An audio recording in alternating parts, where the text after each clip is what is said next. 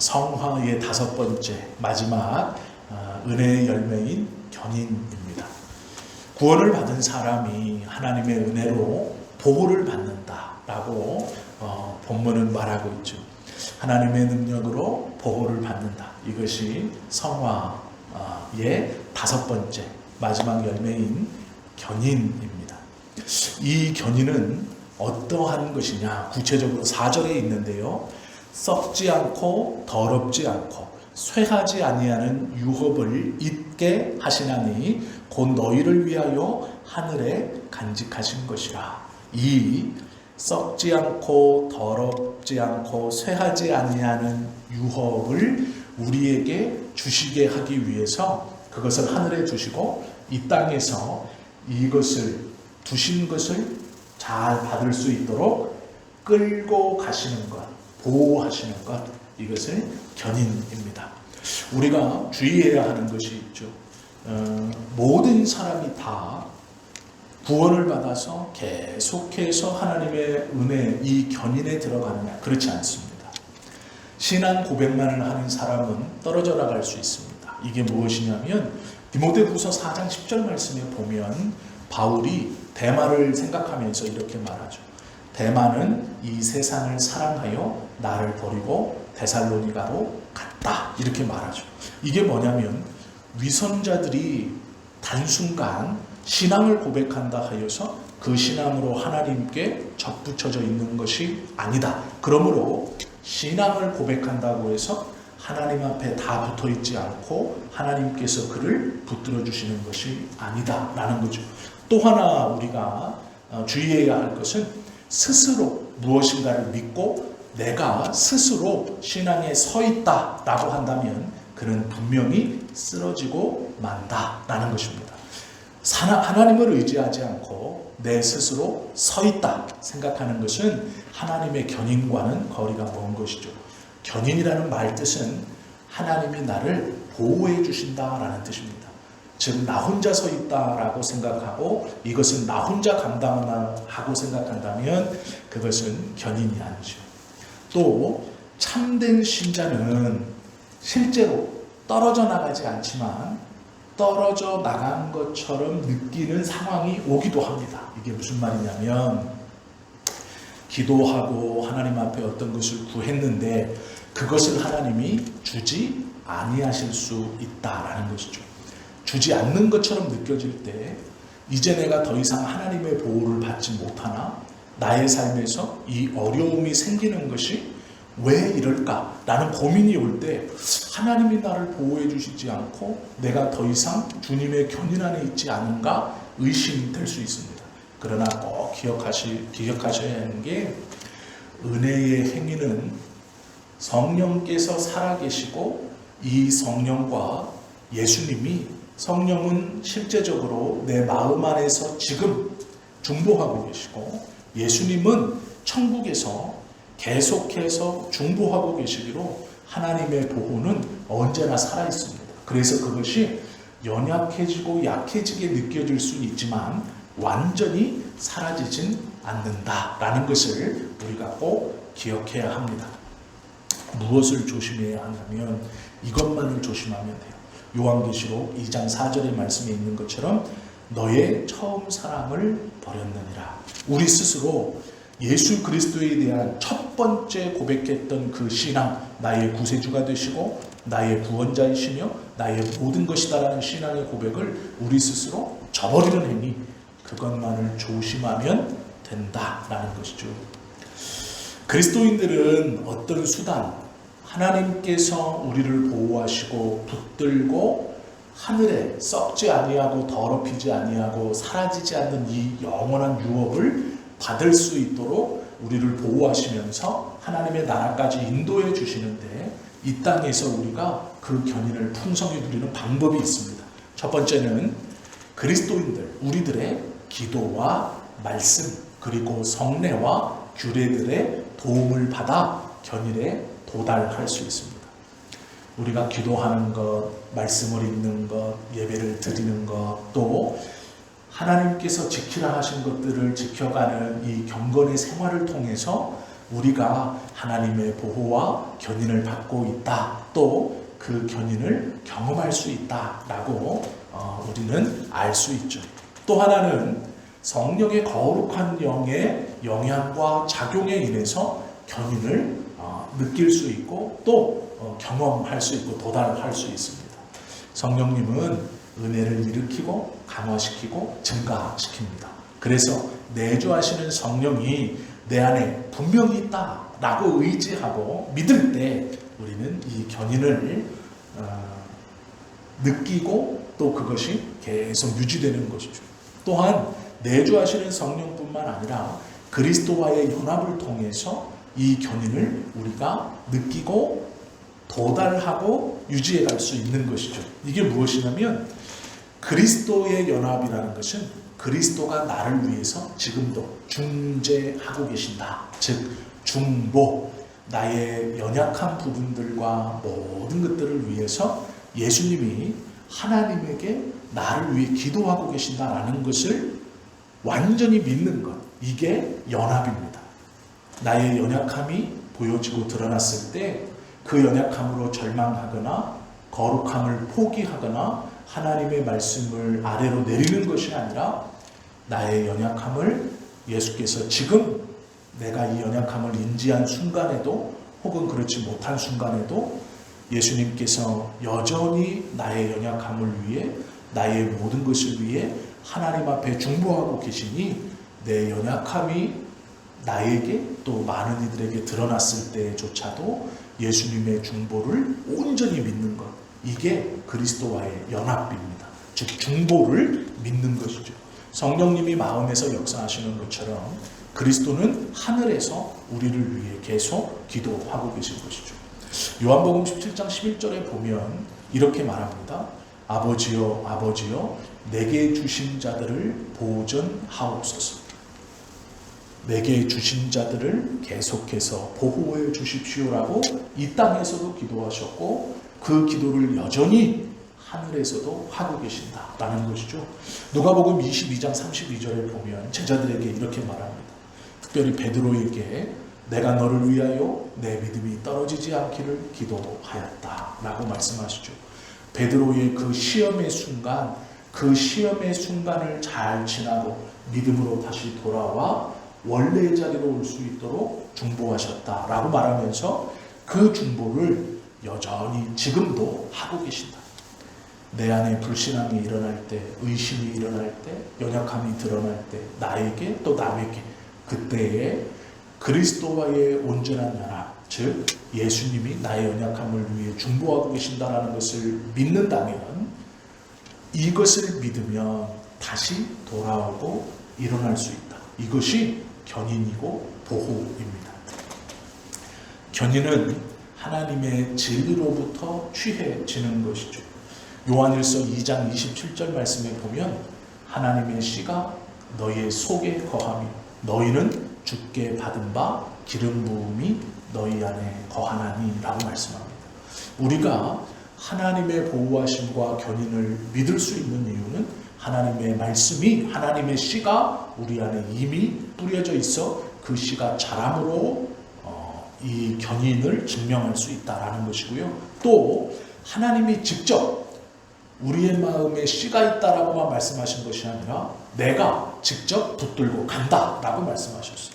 요한복음 10장 28절 말씀에 보면 내가 저희에게 영생을 주노니 영원히 멸망하지 아니할 터이다 이렇게 말씀하셨어요. 베풀어 주신 그 구원의 은혜, 이 믿는 자의 은혜가 취소되거나 변질되지 않고 영원히 그 영생이 유지가 된다. 멸망하지 않는다라고 친히 약속하셨죠. 예레미야 32장 40절에 보면 이렇게 말씀하세요.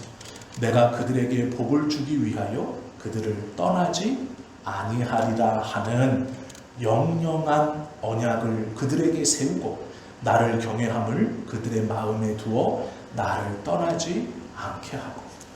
하나님께서 우리와 영원한 언약을 세우셨는데 그 언약을 어떻게 세웠느냐?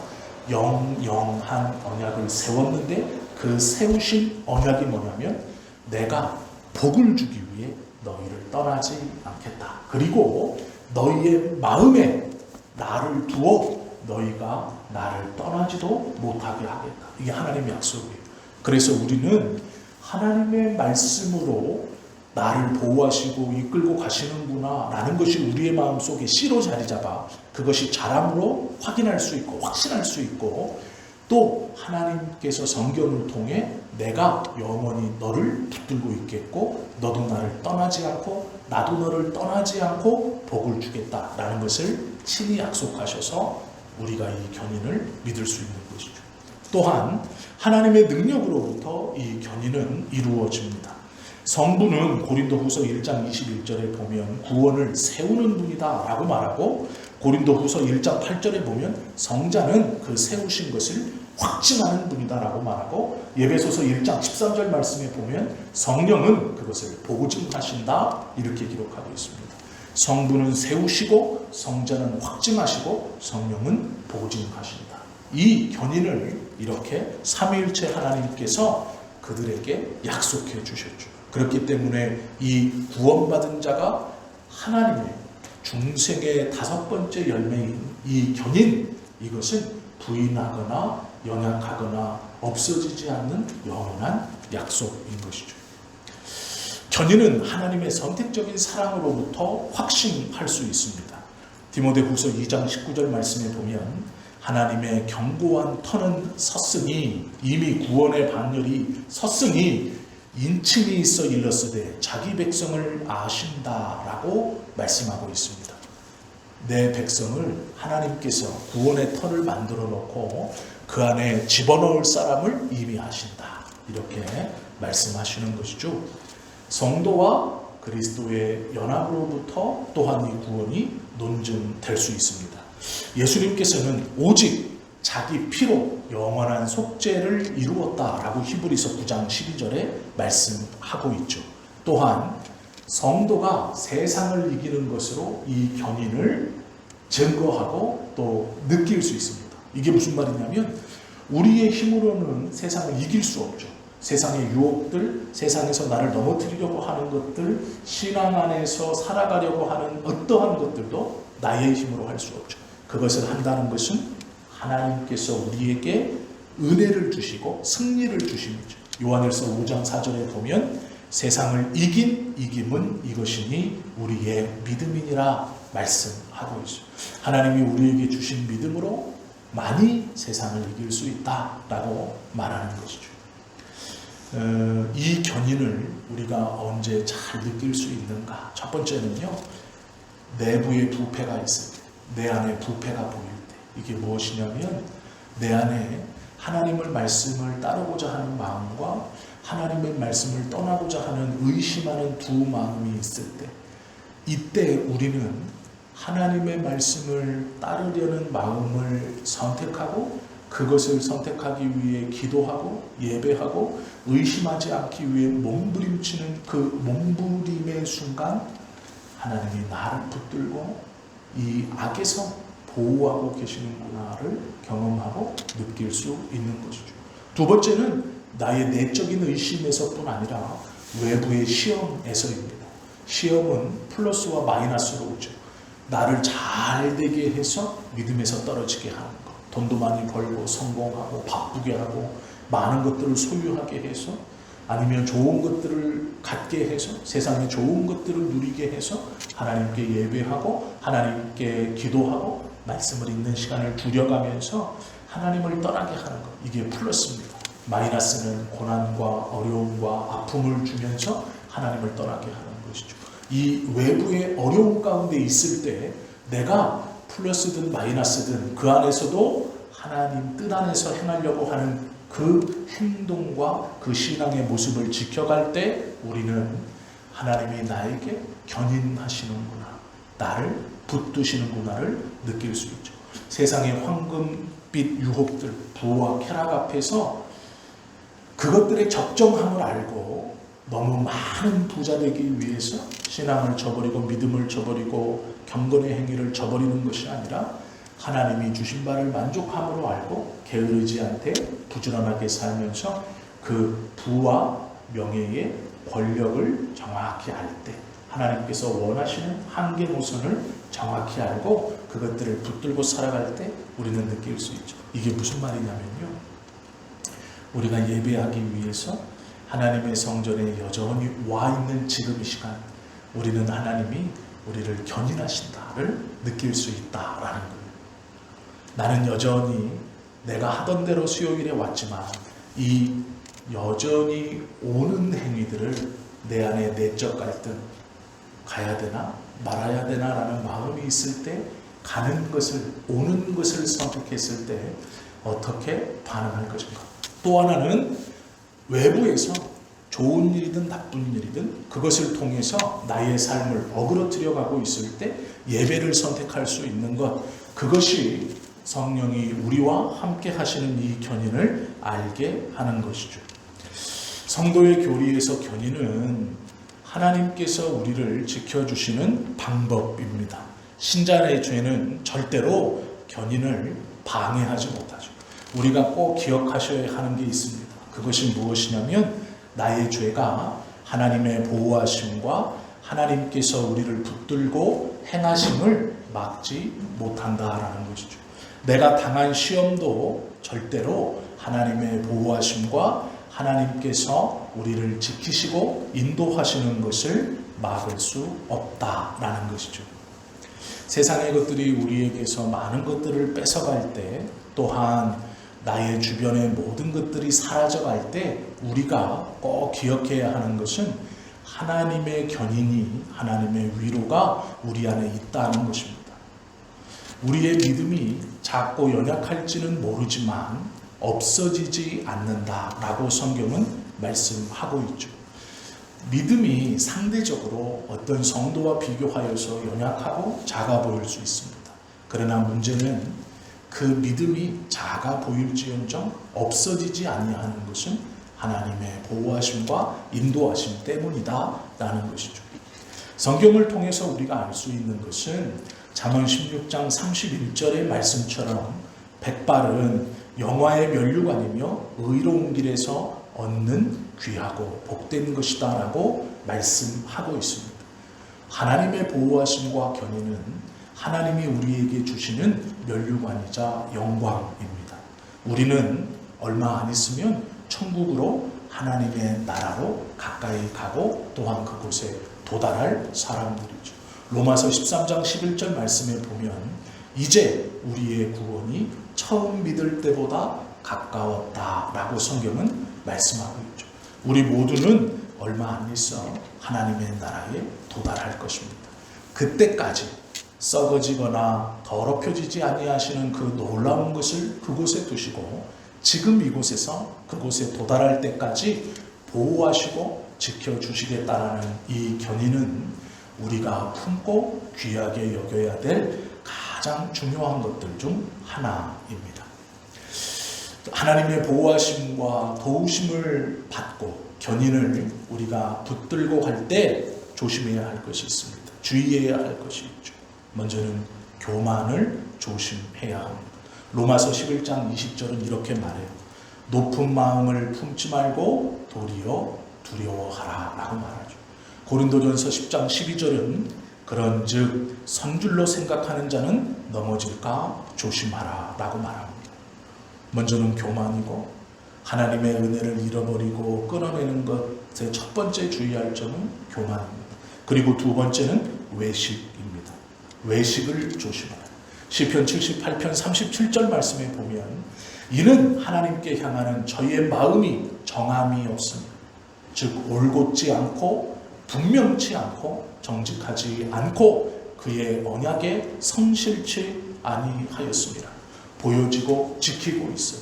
예배하고 있고 기도하고 있고 섬기고 있고 말씀을 배우고 듣고 있지만 그 마음이 정함이 없고 하나님께서 나에게 주시는 말씀이다라는 확신과 정함이 없고 그의 행위가 겉모양만을 쫓아갈 때 이것을 외식이라고 합니다. 이 교만과 외식, 그리고 마지막으로 불경건한 의심의 마음을 품을 때 하나님의 은혜는 우리에게서 떨어지는 것이죠. 히브리서 3장 12절 말씀에 보면 너희가 삼가 혹 너희 중에 누가 믿지 아니하는 악한 마음을 품고 살아계신 하나님께서 떨어질까 염려하라 라고 권면하고 있습니다. 악한 마음을 품어 하나님이 있는가, 나를 보호하시는가, 나를 도와주시는가 하는 의심의 마음은 악한 것이다. 그것을 품는 자는 하나님에게서 떨어질까 조심하라 라고 우리에게 권면하고 있죠. 우리가 하나님의 이 보호하심과 견인을 오늘도 받고 있고, 하나님께서는 우리에게 놀랍도록 이 은혜를 계속해서 베풀어 주실 것입니다. 우리의 마음이 어느 곳에 있는가 꼭 하나 기억하실 게 있습니다. 크리소스톰이라는 신학자가 이런 말을 했어요. 첫째도 겸손이고, 둘째도 겸손이고, 셋째도 겸손입니다. 성도가 하나님 앞에서 품어야 되는 마음은 세 번의 겸손입니다. 처음부터 마지막까지 겸손하라는 것이죠. 베드로전서 5장 5절에 보면 이런 말씀이 있습니다. 겸손한 자들에게는 은혜를 주시느니라. 우리가 하나님의 은혜를 받고 보호하심을 받기를 원하고, 또한 그 은혜를 붙들고 살아가기를 원한다면 교만한 마음을 품지 않고 겸손함으로 의심하지 않는 마음을 가지고 하나님의 은혜를 구해야 한다라는 것이죠. 하나님 앞에 섰을 때 히브리서 12장 1절 말씀처럼 이러므로 우리에게 구름같이 둘러싼 허다한 증인들이 있으니 인내로서 우리 앞에 당한 경주를 경주해야 한다라고 말씀하고 있습니다. 믿음의 길을 걸어가면서 여러 가지 어려움들이 있을 것입니다. 그때 하나님의 보호하심과 하나님의 지키심을 붙드는 것은 겸손히 그의 앞에 나아가 하나님의 말씀을 의심 없이 마음에 품고, 하나님께서 나에게 베푸시는 이 보호하심과 붙들고 계심이 나의 죄악이나 나의 시험이나 나의 연약함으로 좌우되지 않고 오직 삼위 하나님의 은혜 아래서 계속되어진다는 것, 그것을 꼭 기억하고 하나님 앞에 나아가는 것, 그것이 우리가 구원받은 성도가 하나님의 은혜 아래 품을 수 있는 다섯 번째 보호하심, 즉 견인의 은혜입니다. 이 은혜를 받아 누리는 저와 여러분 되시기를 예수님의 이름으로 축원합니다. 기도드립니다.